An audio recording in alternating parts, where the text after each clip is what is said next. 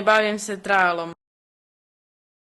Trail je disciplina koja spada u brdski biciklizam i radi se o preskakanju prepreka poput paleta, kamenja i ostalih sa posebnom trail biciklom. Sam se počeo baviti u 2017. godini jer sam na YouTubeu vidio ostale dečke kako rade trikove s tom posebnom biciklom i to mi se jako svidjelo. I ja sam tako nekoliko dana to gledao na YouTubeu i tata je primijetio da se meni to jako sviđa i ponudio mi je da nađem na Googleu neku stranicu koja prodaje takve bicikle. I tako sam ja pronašao jednog čovjeka koji u Ljubljani, u Sloveniji, prodaje te posebne bicikle. I jedan dan smo ja i tata išli u Ljubljanu i kupili trail biciklu. Moj najveći idol je Fabio Wibmer, koji je biciklist iz Austrije, a najveći san mi je da budem sponzoriran Red Bullom. I tako sam izradio Red Bull kacigu i par rampa.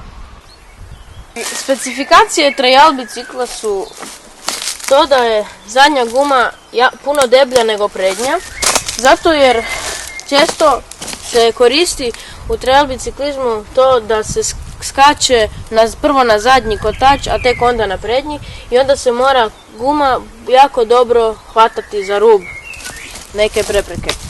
Onda, druga specifikacije su jako jake kočnice, zato jer kada se dočekate na rub mora u kočnici izdržati cijelu vašu težinu i biciklu. Pedale su jako nagrišpane kako bi bolje držale nogu na pedali.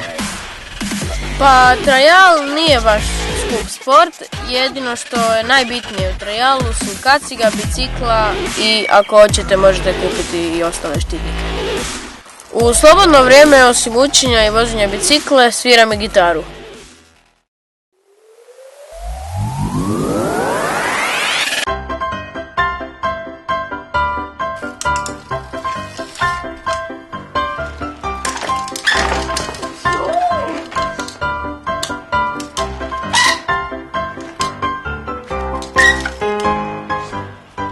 Trail je disciplina koja spada u brdski biciklizam i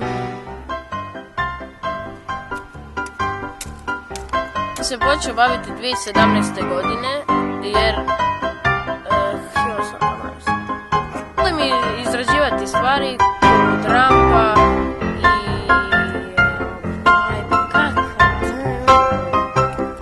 i specifikacije trail bicikla su deblja zadnja guma, pedale sa velikim... Kako da to kažem? U trail spadaju i padovi.